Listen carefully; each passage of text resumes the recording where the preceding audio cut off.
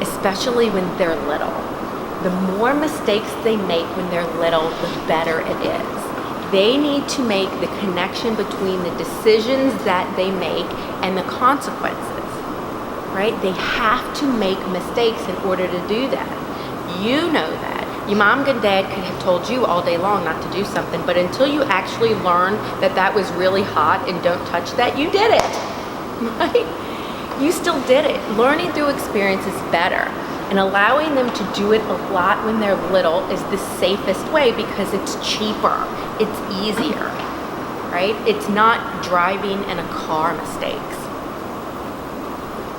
So the decisions, they need to see how the decisions that they make affect them, not how the decisions that they make are going to get you angry, right? They should not base their decisions off of your response to them because you just don't have to know.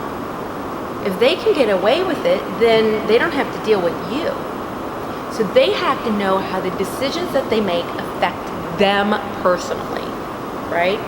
I always think of the easy breezy one is, I don't know why, it's socks. I think about it socks. So, you're gonna wear the white socks or the pink socks.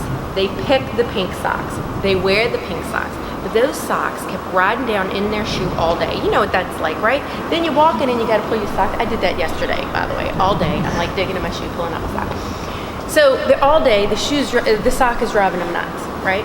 So they have learned on their own, right, how the decision that they made affected them. So next time you say you want the white socks or the pink socks, they're like, oh no, I am never wearing those pink socks again. I want the white socks, right? So this is how it starts. So we're gonna give them choices about as many things as you possibly can, right? So then this way they learn how the decisions that they make affect them. So you're only gonna give 2 choices. This is all about how we do choices, okay? So you're gonna give them 2 choices about as many things as possible, right? Are you wearing your tennis shoes or your loafers, right? What do you care? I don't care what shoes they wear, but they got 2 choices. Which one are they gonna pick, right? They pick one. Are you gonna use the blue toothbrush or the pink toothbrush? Are you gonna use the blue toothpaste or the green toothpaste? So it's not, are you gonna brush your teeth? It's which toothpaste are you gonna use, right? Are you gonna take a shower or a bath? Again, it's not, are we taking a bath? It's, are you gonna take a shower or a bath? What shampoo are you gonna use, right? It's the choices. Are you sleeping with the door open or the door shut, right? Do you wanna walk up to bed on your own or do you want me to do a piggyback upstairs to your bed, right? Are you gonna wear your coat or carry your coat? So it's not, are you gonna have a coat, right? And they're hot all the time, just so you know, they really don't like wearing coats either. And they're really hotter than we are, like, cause they're moving all the time. But they should potentially have it, cause it is like 12 degrees outside and maybe having it with them is a good idea, right? But you're gonna give 2 choices about as many things as you can, right? Then they see how their decisions affect them, okay? All day long. Then they also get to be good decision makers. You've made tons of decisions just coming today, right? Just getting yourselves here, you made lots of decisions. They need to be good decision makers, right? We do it all day long, okay? So it's 2 choices, right? You want milk or juice? It's 2 choices that you don't care about. Do not give them a right choice and a wrong choice. That's not how this works. They will pick the wrong choice and then what are you gonna do? This is not the purpose of this, right? We're helping them, right, to be good decision makers and to be independent thinkers. So 2 choices that both are fine with you, okay? There will be the child that wants option C, right? Do you want milk or juice? I want Kool-Aid. Well, your choices are milk or juice. I want Kool-Aid. Okay, so mom will decide, right? I will pick milk or juice, and then you pick, and you give them whichever one you want. I encourage you to pick the one you think they like the least, right? Give it to them. Expect them to be upset about it. They should be upset about it. They wanted Kool-Aid, and you gave them milk, right? I don't want this. So they get to be upset about it, which is fine. I'm fine with them being upset, right? Then hopefully next time you say milk or juice, they pick the one they like the best. because the option wasn't Kool-Aid. Okay? So you do it, they get mad about it. Now, they don't get a consequence about being angry unless they're disrespectful and inappropriate, right? And then they would get a consequence for being disrespectful and inappropriate, right? But typically they can be mad, right? That's okay. They didn't get what they wanted.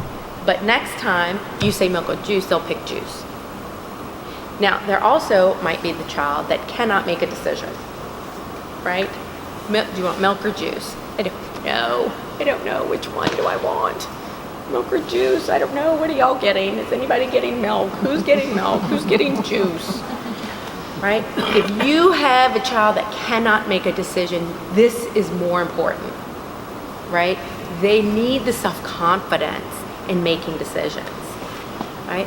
So if they cannot make a decision, when I present this stuff to daycare workers, daycare workers are like so patient, right?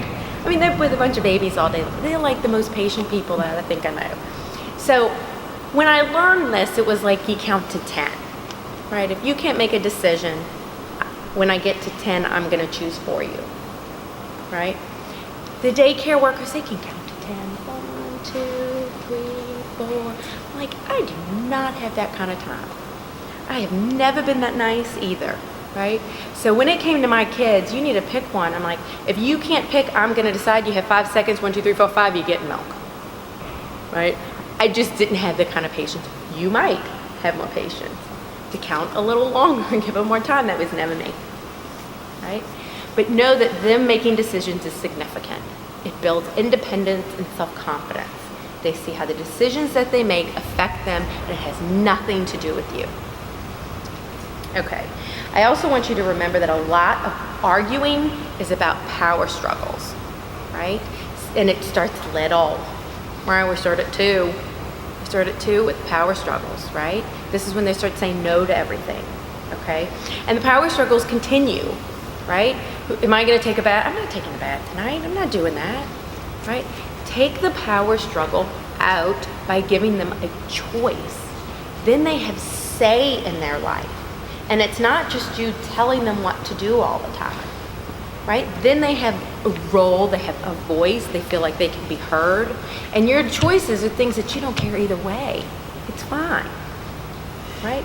So the 2 choices for them is still significant. It stops a lot of the power struggles.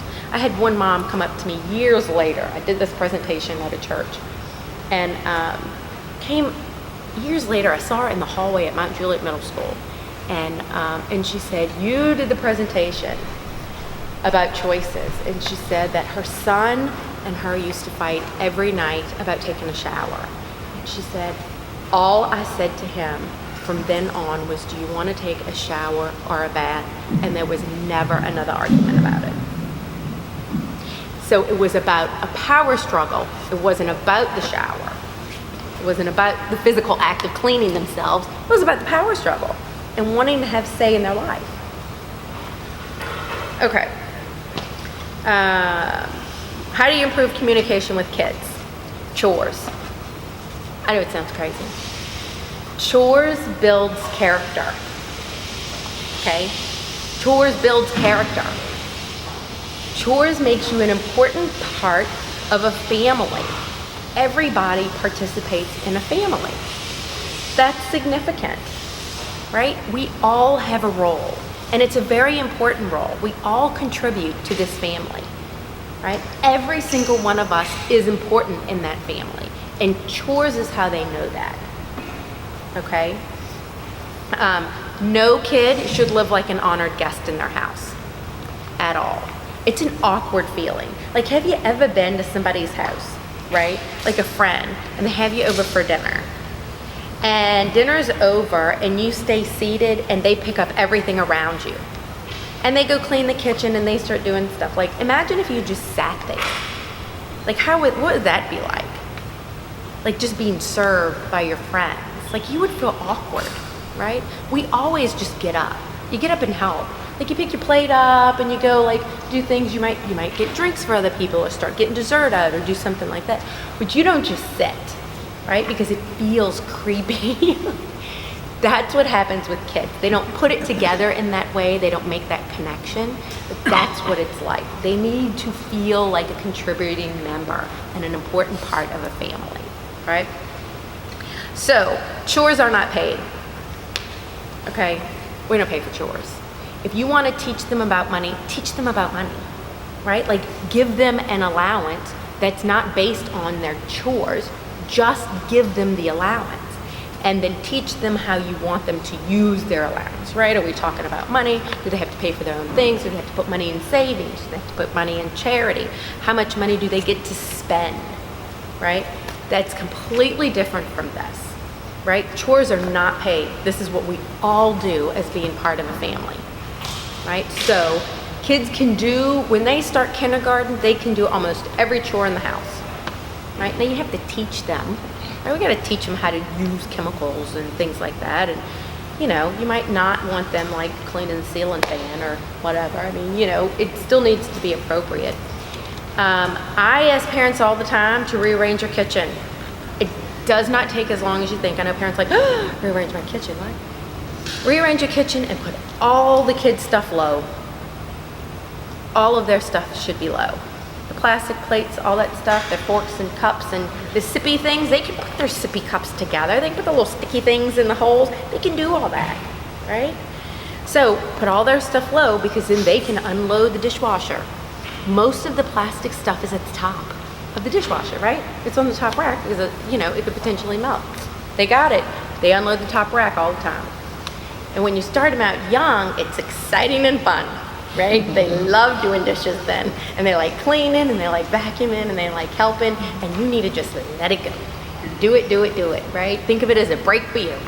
So anything that they can put away, they can pick through the dishes at the bottom and know which plates are theirs, right? They know their stuff, right? Kindergartners can manage a knife to put it in the drawer. They can. And they can get a chair to put their stuff away because they can get a chair to get the cookies, right? They can get a chair. They can manage all that. So let them get the chair, right? So they need to feel important, and chores makes them feel important, and chores builds character. Okay. May I ask a question? Yeah. With regards to the chores versus the choices, when if you give them one or two choices, do they do the same thing with the chores? They can. Yeah. Yeah. I do that with my husband all the time. Would you like to clean the kitchen or go finish the laundry? Right?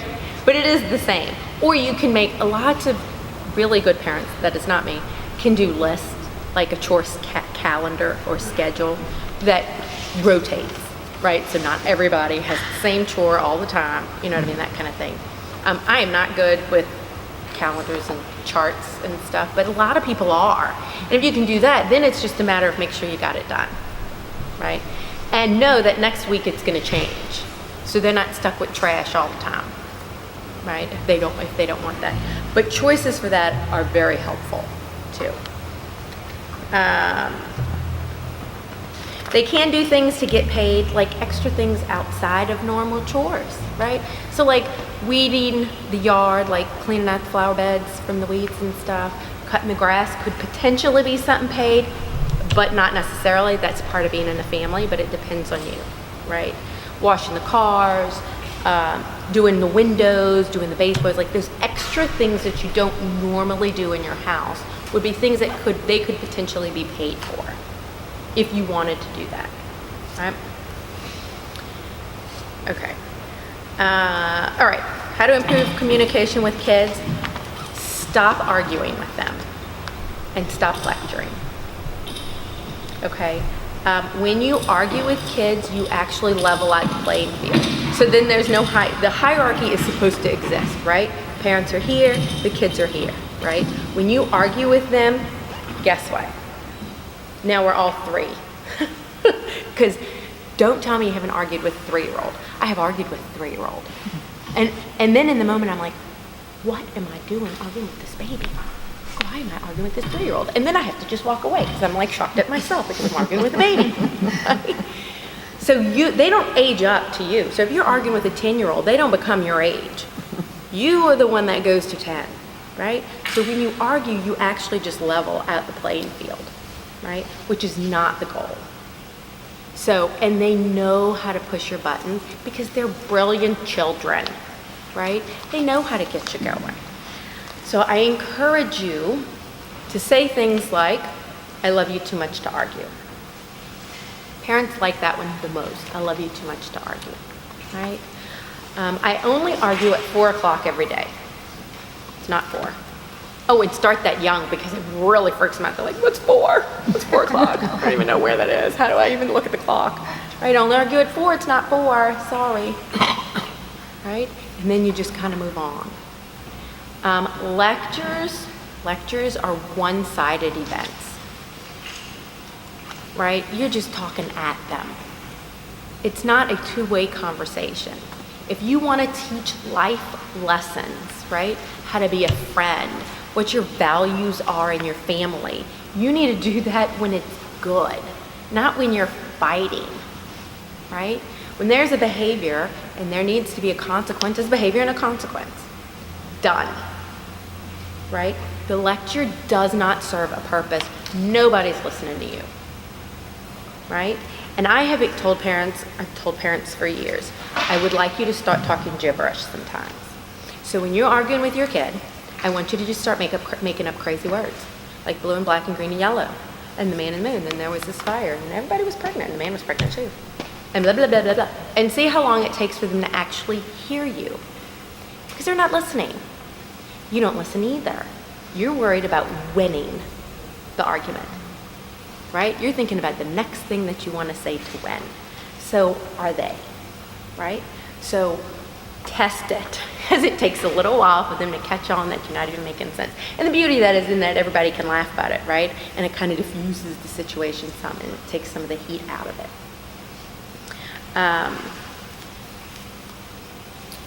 The more words you use when your kids are acting up, the less effective we become. I tell parents all the time to shut up. Like, you are talking entirely